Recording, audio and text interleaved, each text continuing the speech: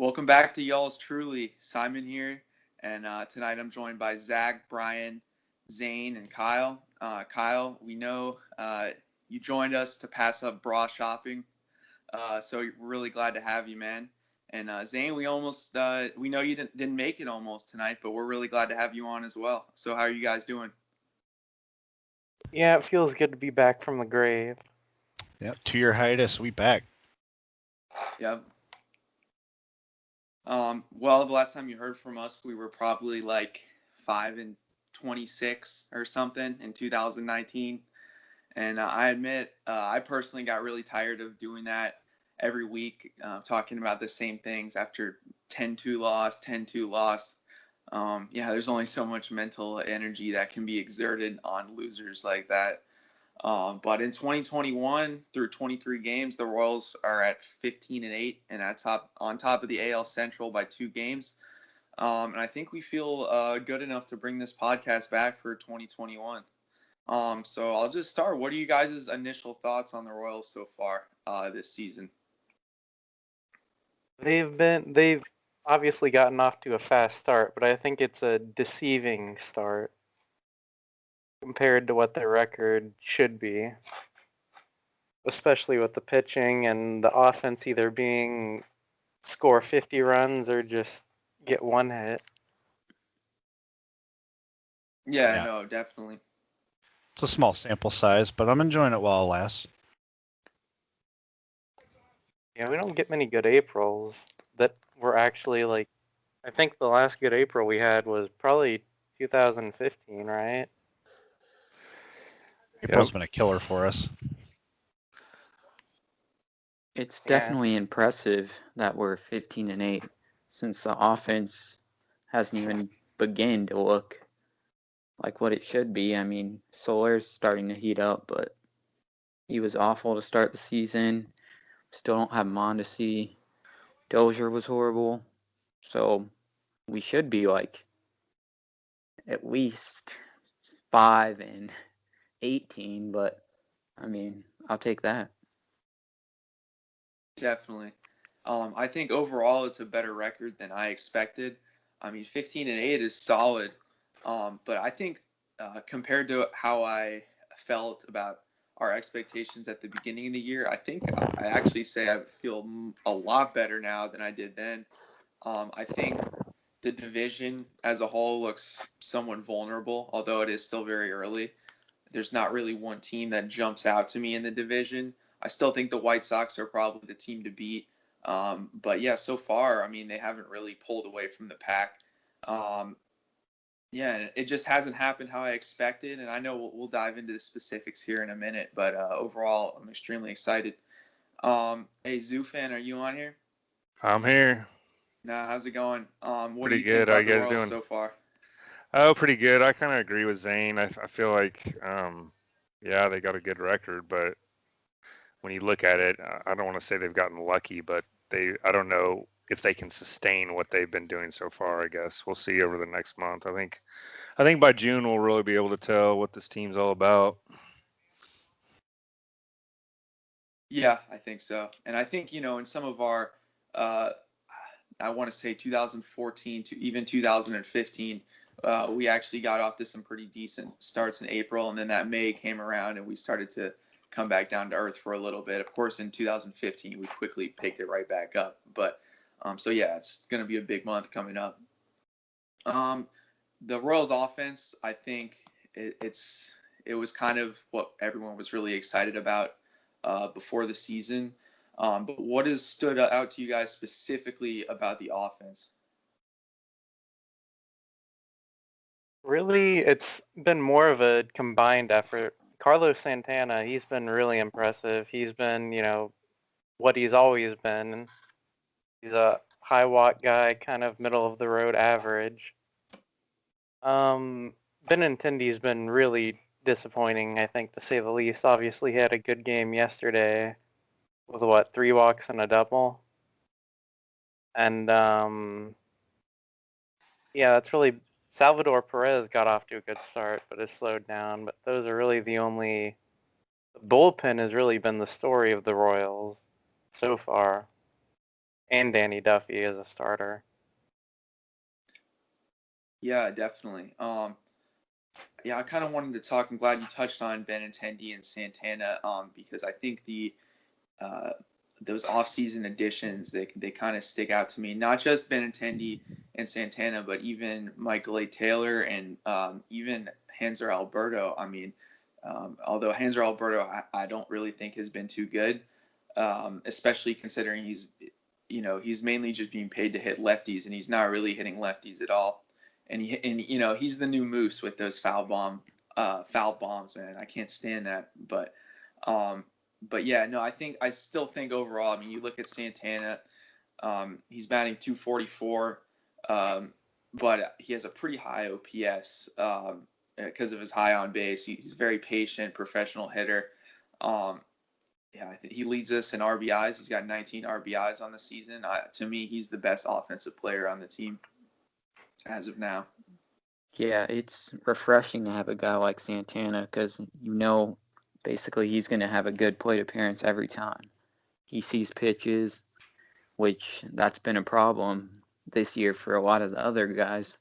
We have like a 7-pitch inning. We've had many of those where the other pitcher can just get through the 3 guys within 5 to 10 pitches. And that really ruins the game because you give the pitcher so many more opportunities.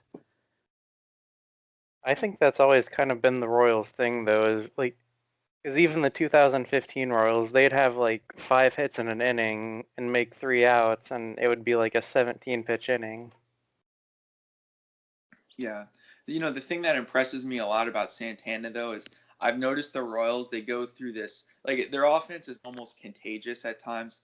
Sometimes when there are stretches where they're patient, it seems like every hitter is more patient or at least more selective. They're swinging at, higher quality pitches.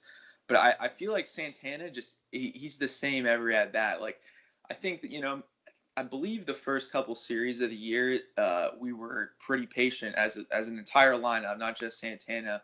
And then a couple games later, I mean, it was just free swinging at everything. Lots of 6 and 7 pitch innings, first pitch outs, all of that. But Santana, I feel like even as the rest of the lineup kind of fell into that trap, he had stayed pretty solid. So I'm really happy to have a guy like that.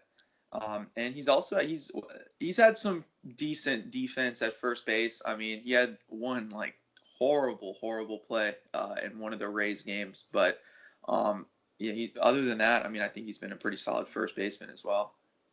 Well, if you look at the first inning of the second game versus the Pirates, you could see how much of a difference it made when we made the Pirates Keller work, and he threw over 50 pitches just in the first inning. And of course, he only went like 2 after that, but it just gave confidence to all the other guys in the lineup. And I feel like since Santana's been here, he's also like, it might be a coincidence, but Salvador Perez doesn't seem to be swinging at like pitches in the dirt way as often as he used to. Yeah, no, I noticed that too. There definitely could be something to that. Salvi, I mean, I thought even last year he was starting to get a little more selective. But no, I definitely think there's something to that. I mean, batting right behind, like literally one of the most patient, one of the guys with the best eyes in the major leagues. I definitely don't think, that's a coincidence, especially for someone who that's something he really needs to prioritize is patience and Salvi. But to me, with the Royals offense right now, it obviously hasn't been what we had hoped, although it did have a pretty good game last night, so maybe that's something to build on. But I really think the 2 guys that stand out to me as kind of the reason for this, and also maybe reason to be optimistic moving forward, is Soler and Dozier. So what do you guys think about those 2 players? Either one, whichever one you want to talk about first. Their season so far. Well, I mean, Dozier and Soler, they've had some pretty good swings, I've noticed, so I think they're going to come around. I've been really hard on Dozier this whole season because I expected so much from him when he was coming up. But I just like yesterday, a decent game for sure. And I think, it's just like we're talking about the Royals being like the best team in baseball right now, but that's crazy. We're realistic. We know that's not true. But and that's the same thing. It's the sample size. They've only played 23 games. And so I think eventually those numbers will catch up. Dozier right now is batting 138. And we obviously that's not true. He'll be a 200s guy, no problem. And I think, same with Soler, he's getting that average up. We're seeing hard hit balls, good swings. So I think those guys will come up in time. Just have to give them time. They're in a slump. It happens in baseball. When they come up, and if everyone else can keep it on at the top of the lineup, it's going to be beautiful.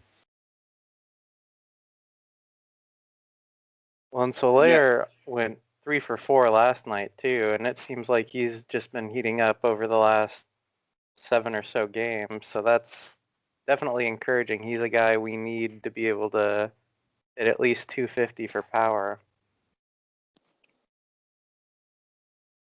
Yeah, I think, I'm looking at Dozier's stats right now, and he has a 477 OPS. It's pretty bad. 138. That's bad. I do agree with Kyle. The swings are definitely starting to come around. Especially, last night, like Soler, and the triple Dozier had. To me, that was arguably his best swing of the season. I know he's hit a couple home runs, but that triple he hit, that looked more like 2019 Dozier again. And then Soler, obviously, last night, great. He had a really nice opposite field approach. That double he hit was, in my opinion, the double, and I think the sixth. That was the biggest hit of the game. The Pirates were starting to make a run, and we desperately needed to score there, basically, to silence them for a minute. That was really good to see. I just think, in my opinion anyway, those two are our most important players, and I think a lot of what the offense turns into is going to just be dependent on those two, really. Yeah, no, if those guys are hitting just like shit, then those are two huge black holes in our lineup. But yeah, really, outside of that, we have just a bunch of singles hitters outside of like Salvi, Witt every now and then, and a few others. Nicky and Michael A. Taylor don't really hit that well for power. Yeah. Speaking of Taylor, I was actually he's an interesting player to me too. He had that red hot start of the Rangers series. You could argue he basically won that series for us. 2 out of 3. He won the 2 games for us. But he's actually he's back at 270. He was, for a while that Rangers series was just carrying his average. 270 is not really that great when you take out that series, but he's actually hitting 273 over his last 7 games, and I saw that. I was a little bit surprised because I thought he had been hitting worse. He's been getting on. It's mainly been just singles, but he's a solid. I think the difference between this Royals offense, if it gets going, looking back in July or something, if it gets going, could be, I think the bottom of our order is a little competent than some, previous terrible Royals offenses, if it really does turn around. Another thing. Oh, you go, Zane. And especially once Mondesi gets back and Nicky's out of the lineup, if Mondesi can actually do something outside of hit 100 when we're not 50 games below 500, then that will help a lot in our lineup, whether it be the bottom, like the number 1 spot, or wherever Matheny decides to hit him. And people with this team, you talk about hitting, but there's another aspect of this team is when they're getting on base, we're stealing a lot of bases. I don't know exactly how many stolen bases we have in attempts, but it's got to be near the top. I know we have 5 guys in the top 80th percentile for speed. Dozier, Dyson, Taylor, Merrifield, and Lopez. And so even when they're getting on, we're creating havoc on the bases. And that right there, now the pitcher's thinking, well, now I got to throw to first so we can help drive up that pitch count. And that just really puts together, that's a really key thing in offense. It's not just about power, it's about speed. And that's kind of what I like about this team. that's kind of what we saw in our run-ins, 14 and 15s. Even when we get on, we're creating damage all on the bases. So that's exciting to see. What we didn't see is the horrible defense that we are seeing this year. I mean, how many ground balls did Witt have hit right to him and he just whiffed it? It's like if it's under 50 degrees, he's a statue and he freezes. I expect more than that. He's a lot better of a player than what he showed, and he says he couldn't sleep and he felt bad about it, but that's cute. But I mean, just catch the ball. I agree, and I'm glad you brought up Witt because I wanted to talk about him. Basically his own like segment about the offense. But yeah, he's a 286 hitter on the season, which is, I mean, that's solid. That's around his career average. He's a 295 career hitter. But again, kind of like Michael A. Taylor. He came out blazing red hot. He was hitting 400 or so for the first week and a half. But now he's cooled way off. He's 237 his last 15 games. And when you factor in Witt, it doesn't hit really for a lot of power. That's really, that's not great. And then on top of that, the problem with Witt is a lot of times his hits, they're just not really valuable to the team. I mean, a lot of the times he'll, leading off the game, pop up, lead off the inning, pop up, and then he'll get a little bloop single when we're down 7-1 in the eighth with 2 outs. But I mean, really, does that mean anything? And when, especially when he comes up again in a meaningful chance, he's doing the same thing. I don't know. I mean, I've seen Witt go through these kind of struggles before, and he's out of it. But I'm a little bit concerned, but it is very early, so we'll see. I mean, when was the last time you saw Whit Merrifield right now? He has under 0 defensive WAR. He's at minus 0.1, 3 errors on the season. So it's been a rough start for him for sure. Mentally, that's tough to get over, because he's definitely a team guy, which I like about him. But, you can't let that stuff eat you up. And I feel like he's kind of just sinking. He's got to rise to the occasion. Yeah, and as far as defense, do you guys think that maybe the right move would be to move him back to right eventually? I mean, obviously a lot of that depends on Mondesi and like what ends up happening with the roster. But do you guys like him at second base? Do you think it's just a slump, or is it maybe he's just not a great second baseman? It's going to be really hard to see him get moved to right field because that would mean that Salvi would have to either DH and Soler would have to be in right field, or Carlos Santana would have to DH, and then Salvi would be at first. So we'd have to either bench someone in that situation that I feel like would be more valuable than having Witt at second base and making an error. Yeah. I think you got to keep him there too, just because if you move him, it's a mental thing. You move him, it's like, well, too bad, go to right field. But, he definitely wants to redeem himself, so I just don't see the need to really move him on top of Zane's reasons as well. Well, when Mondesi comes back, yeah, we definitely would move him. I mean, he's not even that good of a right fielder, but I'll take him over the infield any day. I guess if I'm thinking if Mondesi came back, what would you do? You could move Lopez to second, and just have Mondesi at short. That could be an option. I mean, I don't think Nicky Lopez is a great second baseman either. That's the problem. And we have seen Witt. I mean, he's had some good play at second base. I don't think he's like totally incompetent there, but this year so far it's been horrible.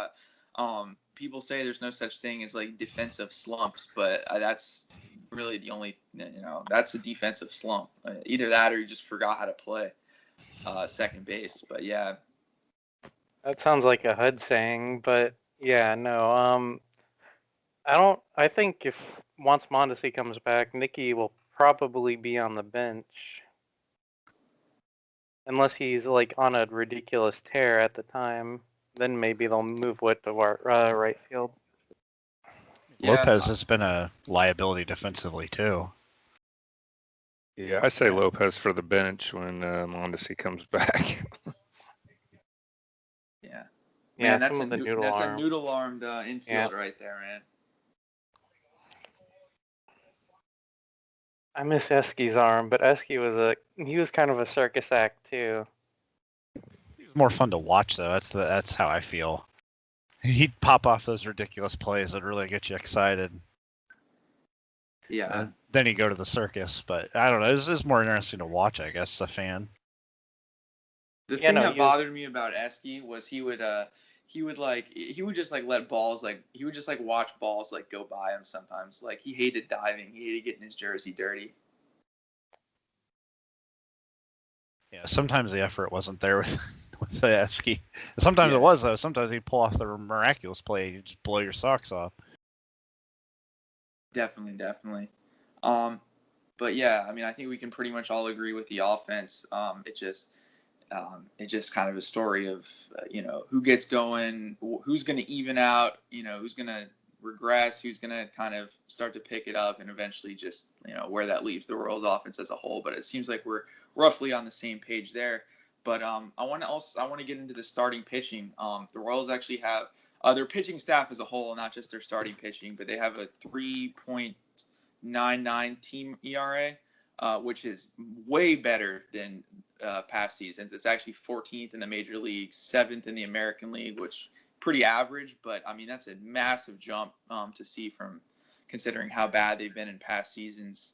Again, small sample size, but to me, this is the most surprising aspect of the team to this point. What do you guys think about the starting pitching? Well, a positive is obviously Danny Duffy.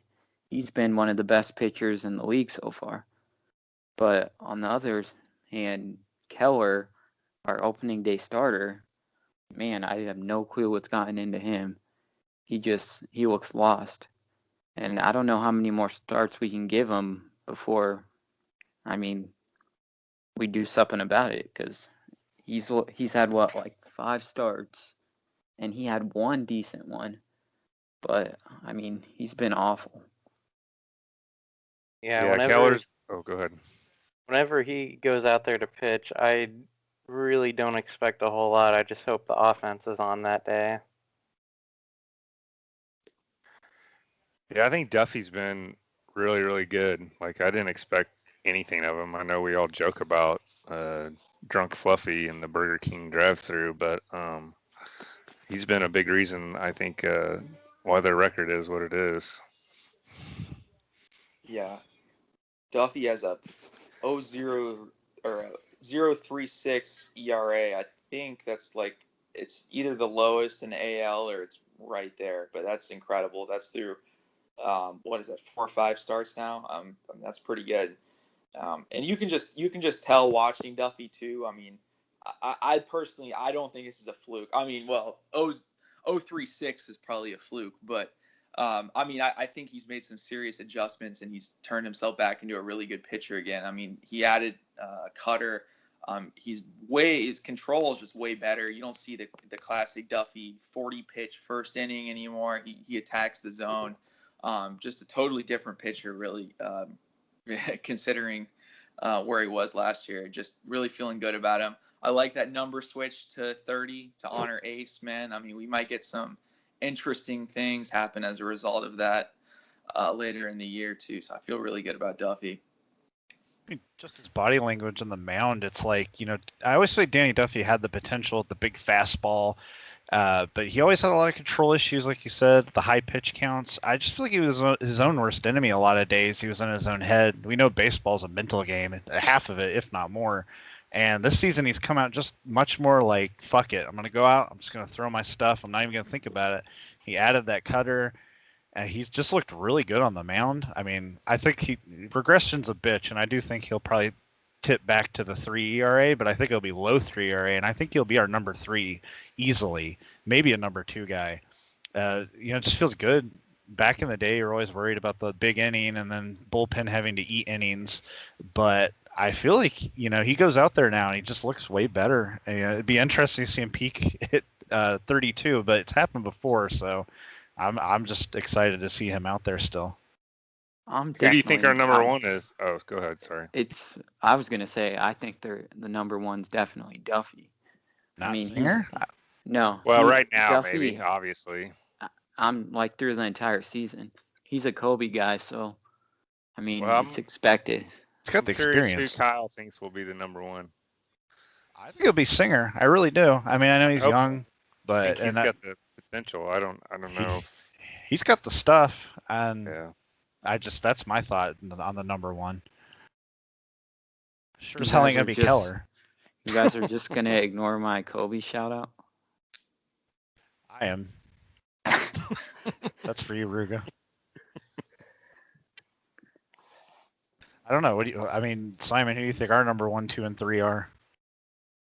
I mean, right now, it's a tough question because if you ask me right now at this moment, which pitcher do I feel like gives us the best chance to win? It's Duffy. In July or in August, I think it might be Singer. I mean, Singer, obviously, I mean, how old is Duffy? Duffy's an older guy. Singer's, the future for sure. So it's kind of, to me, it's comparing apples and oranges. But I got to say this about Duffy. I think we can probably agree on this. Like, I don't think we had high expectations for Duffy at all coming into this season at all. I mean, I thought we probably thought he would be a liability. You had high expectations for him, Zach? Oh yeah. I mean, I've always had high expectations for him. I have too. I mean, I've gotten to many fights online over all his stats and all.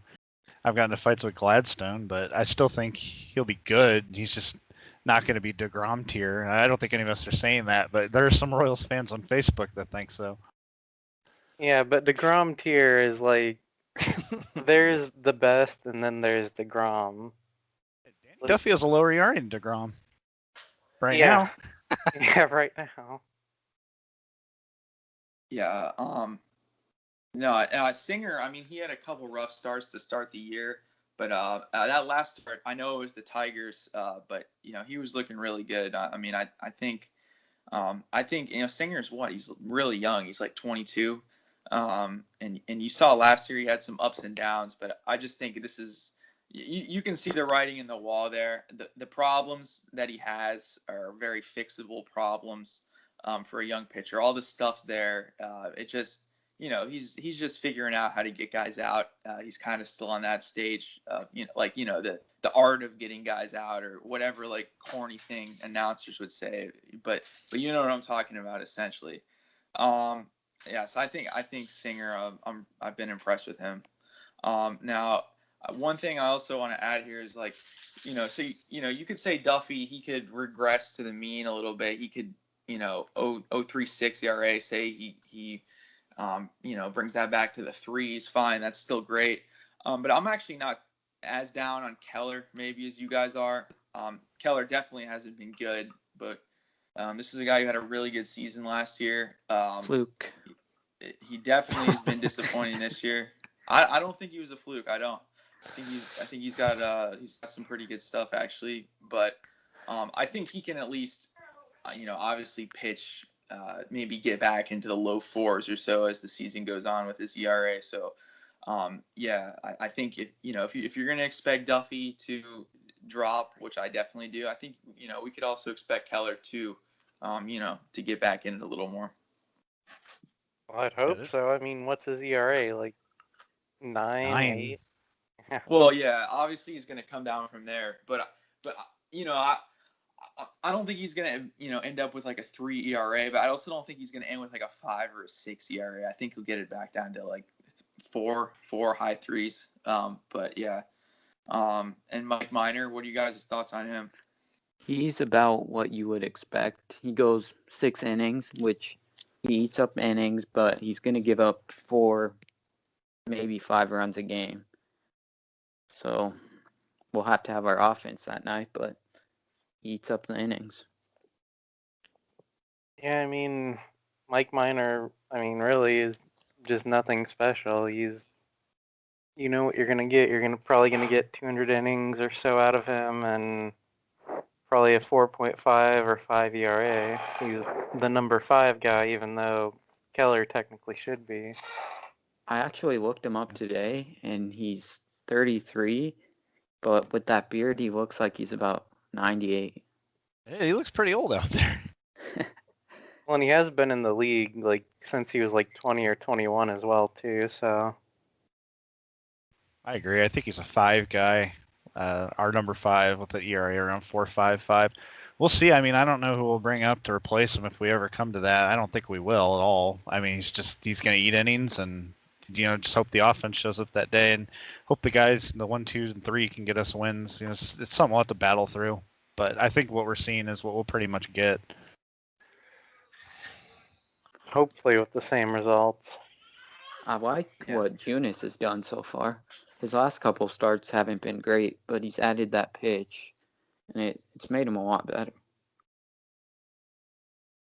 Yeah, I think that's overall with the staff. I think that's probably the most important thing. Is just how you don't really have any starters. I mean, you guys say Keller, but I don't think I still am not to the stage with Keller where he's like an automatic like 6 runs, given up. But I don't really feel like we have any guy that's just like a lock to get absolutely bombed. I thought it would be Duffy and Junis, to be honest with you, but no, they've definitely, especially Duffy, obviously, but even Junis has turned it around to a point where he can give you a respectable outing.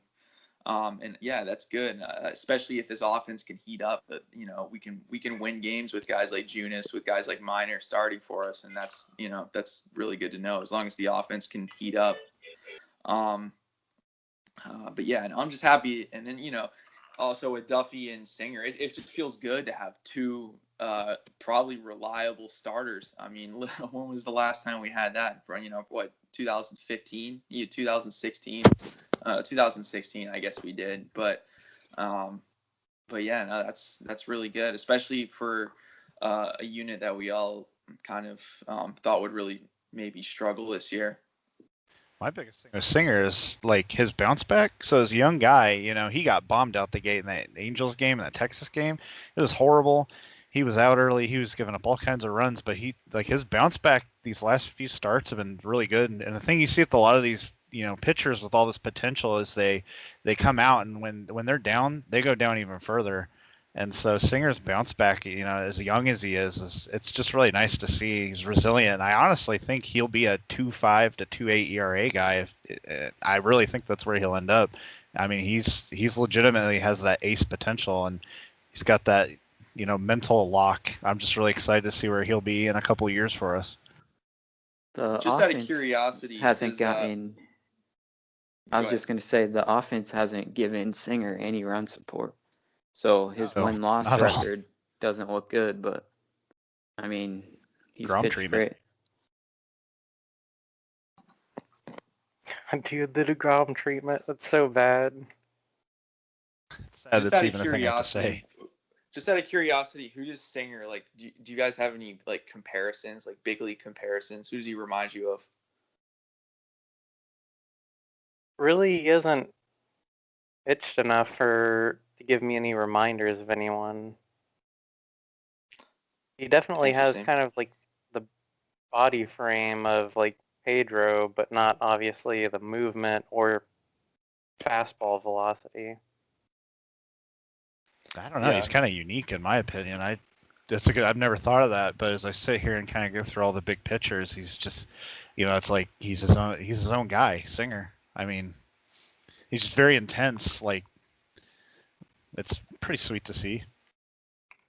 Yeah, this is kind of I guess a weird comparison, but he gives me like almost like Chris Sale vibes a little bit. Yeah, not exactly. Obviously, I'm assuming Singer's not like slicing up jerseys in the dugout and stuff, but just watching him pitch, I don't know what it is. He reminds me of Chris Sale. I guess he's got a somewhat similar frame. I mean, he's not quite as like car dealership blow up he is Chris Sale was, but he does have that like long, thin frame. Interesting arm angles, things like that working for him. But yeah, no, I was just wondering because he's a very unique pitcher. I just wanted to see what you guys thought of him. But obviously now maybe something that we thought would be a pretty pretty good strength for the Royals headed into the season is the bullpen. It's been pretty good for the majority of the season. What do you guys think about our bullpen where it stands right now? A big surprise to me was the kid Brantz. His first outing, he looked a little shaky, but I mean, that was his debut. But he's been one of our most dependable arms in the bullpen so far.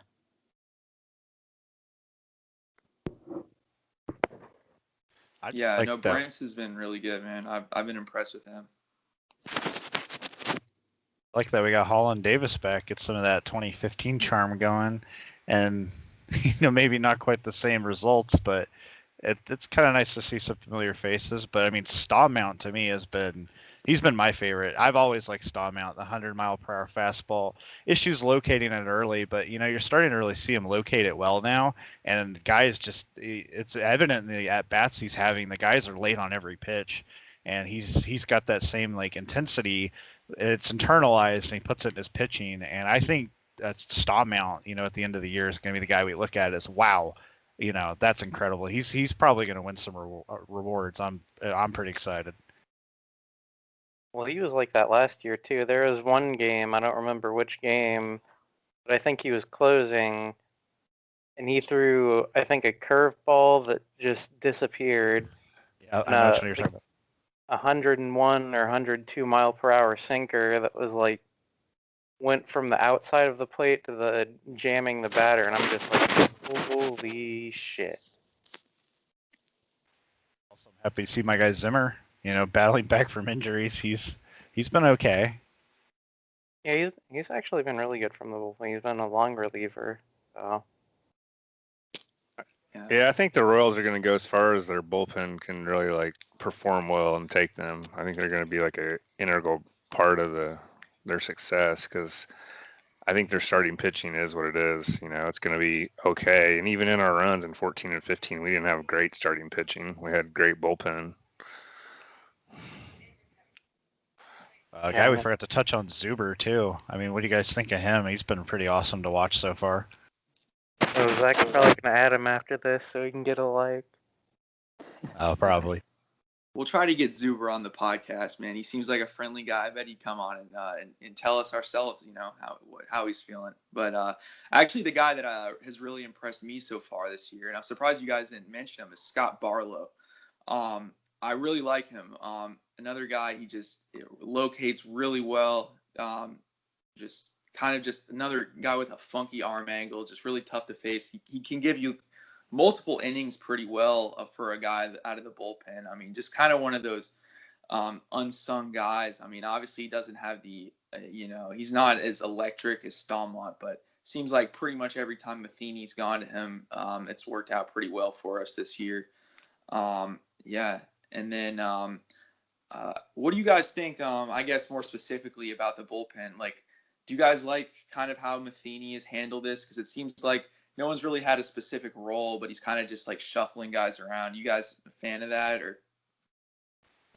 He's trying to feel out, and this is pretty common early in the season. A lot of times he's trying to fill out who's going to fill what role. But what's really awesome is we have so many guys doing well right now.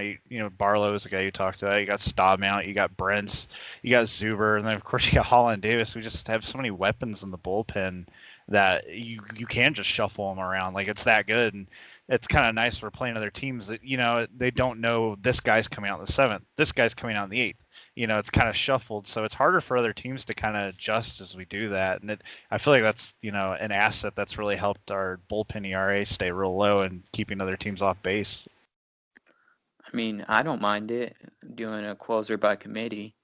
Like, you bring a guy out in the 8th and say he gets a quick inning, he can go another inning and just close the game without having to have a specific role. And you just kind of go with the hot hand. Yeah, I really haven't minded Matheny's bullpen management a whole lot either. I mean, obviously, if there are certain situations where it's like if a manager puts this guy in, like before he even throws a pitch, this game's fucked. But I really don't feel like it's been like that with Matheny this year, outside of maybe Greg Holland and non-closer situations. Yeah. Jesse Hahn too earlier in the year. I don't know what's happened to him. Is he on the injured list, or I'm not sure, but Probably. yeah, but pretty much every time he was coming in early in the season, that wasn't ending up well. But other than that, but even that, I can't blame Matheny on that too much because Hahn was pretty good last year. So I mean, he was kind of just probably basing it off that. But I think that's kind of why I like how Matheny's handled this. Is he kind of just gives everyone a fresh slate and he lets guys cement their own roles. But I actually Zach, I think you called it like a situation where there's a closer by committee. I think, and I think Kyle was kind of touching on it earlier. I mean, I think Stallman is really cementing himself as like the guy, and maybe not necessarily a closer, but they're going to try to put him in the most high leverage situations in the game, whether that's the 7th or 8th inning or whatever, or the 9th. But yeah, I mean, he's becoming a guy to where he's absolutely nasty, and he's proven he can get out of jams in tough situations. Even last year, I think I remember a handful of games where he had bases loaded, 1 out. He was coming in relief. In a situation like that, he struck out 2 guys out quickly. There's just not many guys who can hit the stuff he has. So I think he's kind of risen above the rest of the guys. But then even below him, you got a lot of depth, and it really is actually starting to remind me of, the good Royals bullpens of 14 and 15. I like Barlow, like in the 7th inning, but I mean, you really can't go wrong as long as you keep Newberry away from the mound. I mean, I feel Everyone. comfortable. Yeah, that guy Yeah. is horrible. Hahn was a guy I knew there was regression was going to come. I mean, he did look good last year in the shortened season, but he only pitched 17 innings. And I remember back in Oakland, he was getting bombed nightly. He was a 5.6 ERA guy. There's a reason Oakland didn't want him. And so when he had that little charm last season, I was like, let's see what he does in a full season. We're starting to see some of that come to fruition.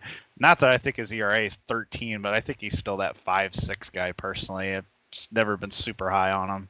It's kind of a guy you bring in, when you're getting your shit pushed in. You're like, well, all right, just eat something, please.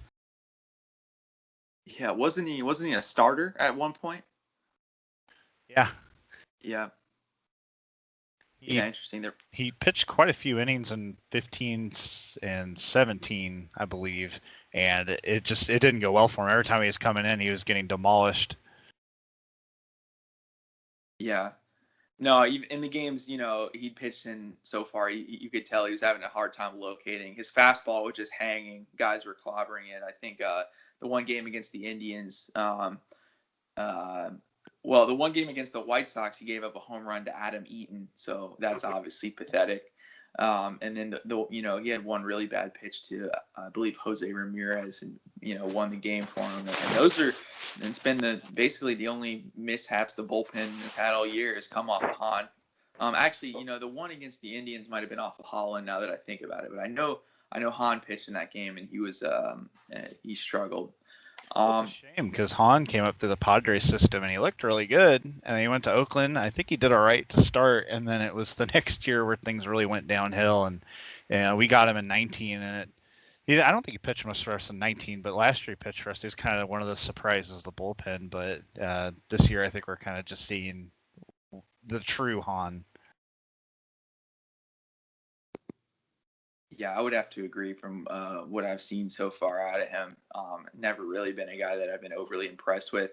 But I feel good about this bullpen overall. The bullpen's probably the only, I guess you could say, unit on the team where it's kind of what you'd expect. Although I don't know if we expected it to be the specific guys that are in specific roles, but the production is there. But yeah, Royals sitting at 15 and 8 right now.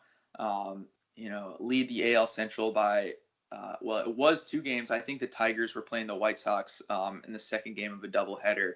If the White Sox won, which I'm not sure if they did, 1.5, but pretty good. Obviously, that's really doesn't mean a whole lot in April to lead the division by 1.5 games, but you still got to feel absolutely ecstatic compared to where we've been in the past couple years. I mean, we're usually basically buried already. But looking forward here, 3-game series coming up versus the Twins. We got Singer versus Pineda on Friday, Duffy versus Shoemaker on Saturday, and Keller versus Barrios on Sunday. So, what are your expectations there in that series? I'm kind of worried that the Twins are going to take off. I could just see it happening. They've been bad all season, and then all of a sudden they get hot right when they're about to play us. Yeah, I could definitely see that. And I mean, as good as Duffy has been, eventually he's going to have to come back down. But hopefully we can take 2 of the first 3. The Keller versus Barrios. I don't know how Barrios has been this year, but don't have high hopes for that game. Yeah. I think I think the Twins, I like to shit on them as much as anyone, obviously, but they're not an 8-15 team. Let's just be honest.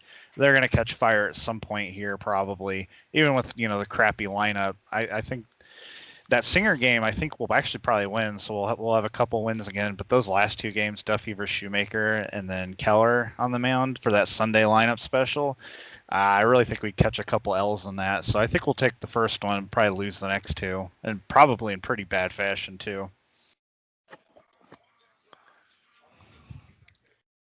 Yeah, I disagree. I like that Duffy versus Shoemaker matchup for us. I think Shoemaker's got an ERA floating around 5 or 6 right now, and obviously Duffy's been as good as he has been. Singer versus Pineda, we'll see. I mean, Michael Pineda's been pretty good so far this year, but he's an older guy. The Royals have seen him before. I don't think he's certainly doesn't intimidate them, and Singer's been pretty good. I know I was hyping up Keller, in relation to the other to you guys earlier, but yeah, I agree with you. Keller versus Barrios is a pretty bad matchup the way Keller's pitching right now. So I would say between either 1 or 2 games is probably what I expect. But hopefully Twins are 8-15. Hopefully we can grab 2, and then at least 2, and then. Coming home after that series, we have a big homestand, 7 games, 4 versus the Indians, 3 versus the White Sox. That's going to be a big series there. Especially right now versus the White Sox. Yeah, that's kind of the team to beat, in my opinion. Yeah, and you were talking about game 2 of that doubleheader. It's not over yet, but I wouldn't count on Detroit winning. What is it, like 16-1 White Sox or something like that? No, it's 7-0, but yeah, okay, it's over. So 1.5 game lead.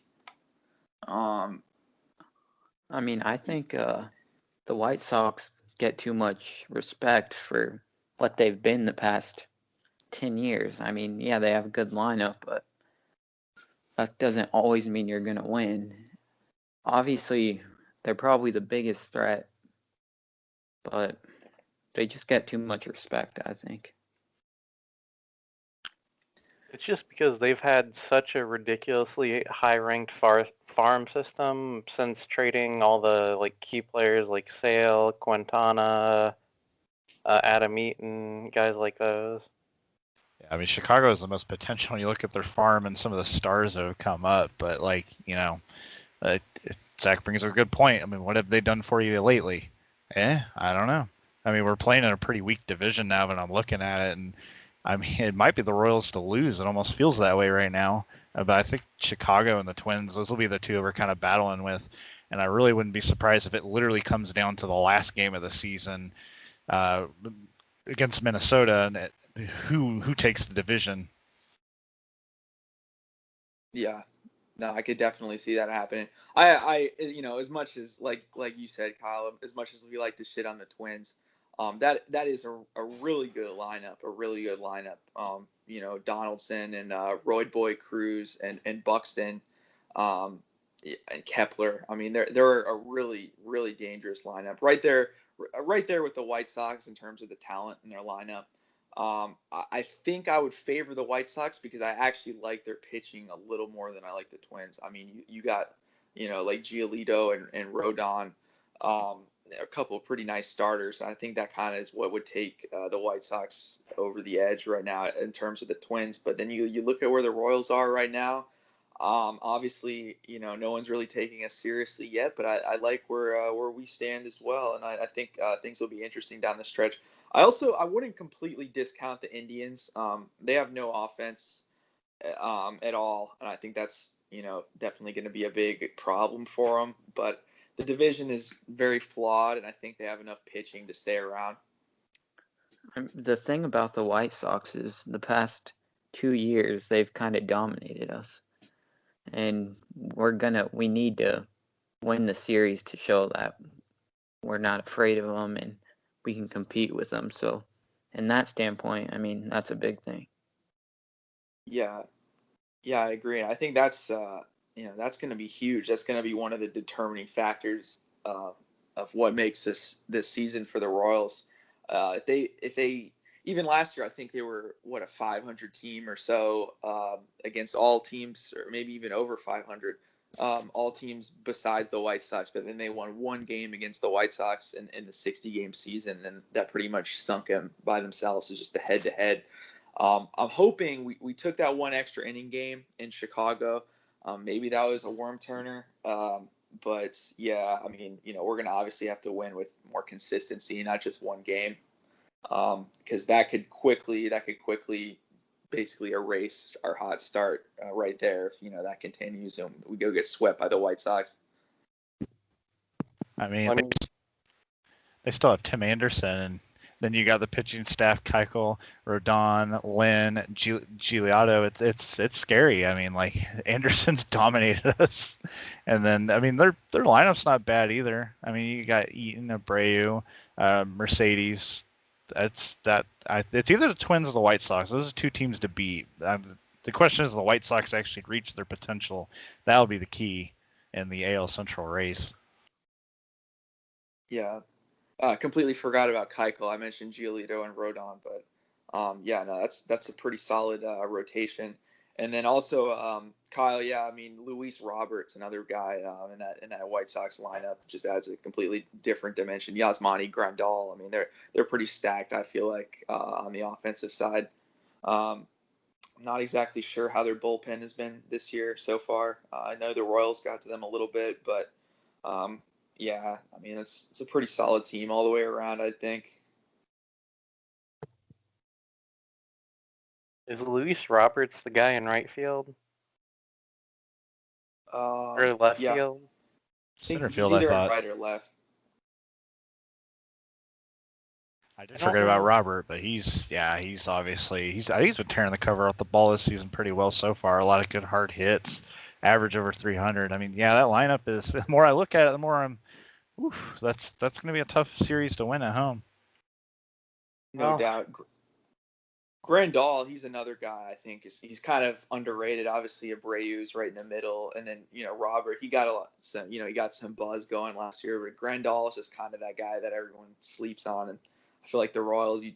Last year they got me. I would we would get Abreu and Robert out, and I was thinking, oh okay, we're through the heart of the order. Then Grandal would come up and smash one out. And, yeah, it's just those are the type of lineups that are just tough. It's like when you don't catch a break, every single guy can hurt you, can flip the scoreboard in a hurry. But yeah, no, I'm looking forward to it, man. Big 10 games coming up. We get into May here. I think a lot's going to start to get decided for the Royals. Yeah. Any closing thoughts tonight, guys? I'm just curious at this point in, like, when you're looking at the league as a whole or closing out, like, who did you have winning what division, and like who do you think is going to win now? Is it still the same? I guess we can start with you, Simon, but it's pretty interesting looking at how it started. I'll tell you right now, my picks have been, it's not what I thought exactly. are you talking about Yeah. every division or just the AL Central? Yeah, all of them, all the AL and NL divisions, like their leaders, and if they're actually for real. Kyle probably has Seattle winning. Oh, undoubtedly. Yeah, now they're 2 games back behind Oakland. They're Start 49 out and like 12. 0-6. To be honest, You man. jinxed them again. Yeah. There they go. RIP Mariners, man. But to be honest, a lot of the divisions they're kind of just like I feel like there's not too many just like terrible teams so far in like baseball as a whole record wise. There's also not too many like amazingly elite teams record wise. So it's really early to discount anything. I thought preseason.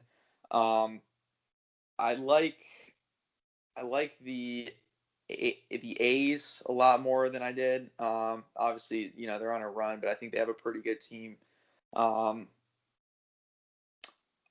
no surprise, I think the Dodgers and the Padres just kind of. I think they're going to go down to the wire in the NL West. A lot of people say the Dodgers will, win that by a lot. I think it's going to be a close race. Yeah. But other than that, I really don't have too many thoughts. I gotta see it play out a little more. The Dodgers are actually not in first place, and neither are the Padres, believe it or It's not. the Giants. Giants. Wait, it's And I not don't even year. Giants. I don't buy the Giants, man. I don't know. I don't either. Yeah, I think it's all short sample size, but I think another month and we'll have a pretty good idea, at least, unless, the Royals, they've always gone on huge losing streaks periodically, whatever month it is. So Yankees at You 11-14. That's a shocker. Do you guys Yeah, have the Yankees winning their I division? had them winning to start the year, Yeah, but they're off to a rough start. I think the Rays, honestly, Yeah. that's my favorite team in the AL. But I thought it would be the Yankees. as I'm of going right with the now, Rays. from what I predicted when the season started, I'm 0 for 6 in first place.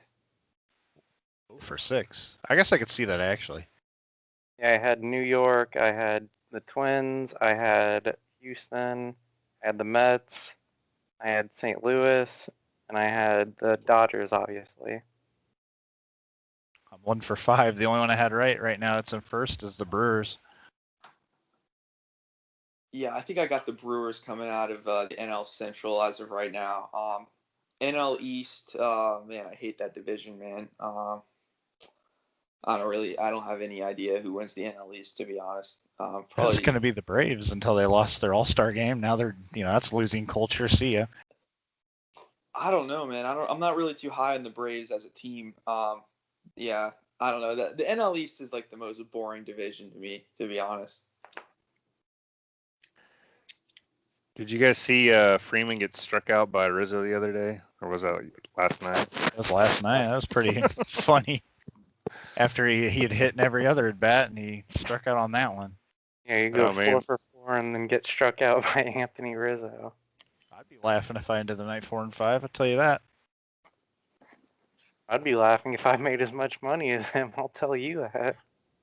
What did you guys think about Harper getting clocked in the nose and then just hopping right up like that in that game against St. Louis last night? I still haven't seen it. I need to watch it. Oh, it was badass. It was badass, man. He took it like a champ. Okay. Yeah, it's pretty amazing how good MLB players are at like hiding pain. Yeah, I mean, he no doubt had like some adrenaline, some serious adrenaline working through. He probably didn't even feel it. He was so fired up, but it was wild, man. If that happened to Mondesi, he would be out for 20 years. When is Mondesi coming back? Do they know? 2025. Good question. He can just stay gone. That's it. They don't know. There's no timetable. Sorry, No, Rick. it's like a Carnes situation. I mean, They said 6 to we 8 just weeks. forgot about it. Dude, I'm pretty sure Carnes got put in witness protection. Yeah. I haven't heard. He's selling Go homes ahead. now. Yeah, he's a real estate agent now. Yeah, see? Please take Mondesi with you. If he could sell some homes. Yeah.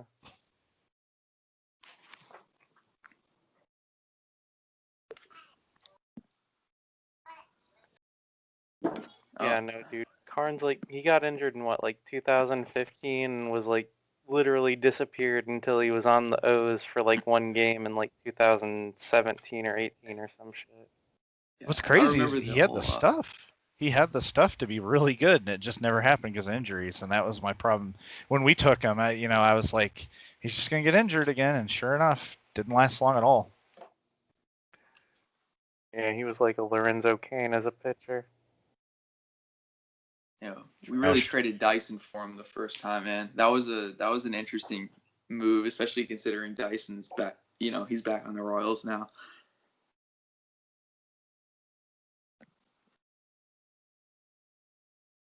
Yeah, I know. No, Carnes, man. Yeah, I remember the whole alert they put up like it was yesterday on Fox Sports Kansas City. Hud and Ryan are like, oh, Carnes, he'll maybe miss a start for back tightness, and that was it. And then we never saw him again. Yep, I knew I was BS when I saw it. Yeah. That's kind of what reminds me of Mondesi though. I mean, Mondesi, he was supposed to miss a week.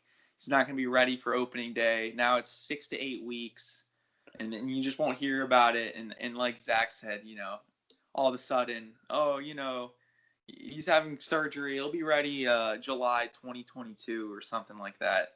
Yeah, And, Mondesi, he played the last spring training game, and then you didn't hear that he got injured till like 15 hours before opening day.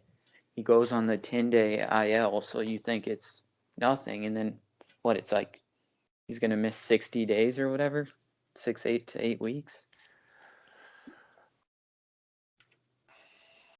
That's honestly Kyrie-esque. Yeah. Yeah, I think the Royals. I don't know. I guess give him this next chance, and then maybe try to figure out a way to, if there's an opportunity to get rid of him. I don't know.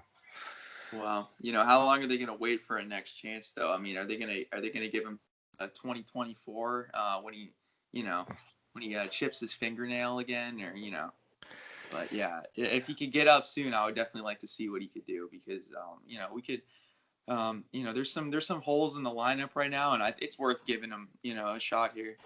Especially even if nothing else, he's a pretty good, definitely a better defender. So yeah, I hope he gets back, but we'll see. Thing is, no competitive team will want to take him because he won't hit for them because they're not 50 games below 500. Yeah. Yeah, I could see Mondesi raking at the T-bone site, man. He probably hit 1,000, and then he would trick us. He'll probably get traded to another team and then just absolutely tear it up, and we'll be sitting here like, oh, it'd have been nice if he'd done it for us. Yeah, he'll probably go to the Yankees and then just tear it up and An all-star. Oh man, I'd love to see him in pinstripes. All right, Hud. Trash. yeah.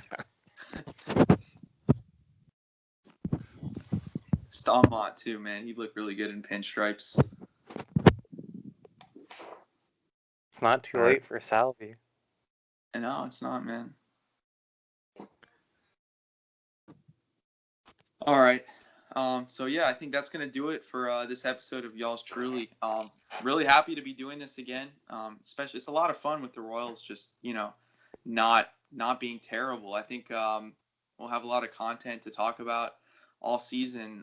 At least for a while. It looks like we're gonna be competitive for a minute here, considering we're not 10 or 12 games under 500 already. But yeah, I think the plan is we're gonna try to come out with a podcast weekly. Hopefully we can all make it on. But if not, we might flip flop. We might have guests on. We'll try to see if we can get Tyler Zuber on, man. But yeah, it'll be fun, man. Take care. You guys have a great night. Gotta get Ruga on for that.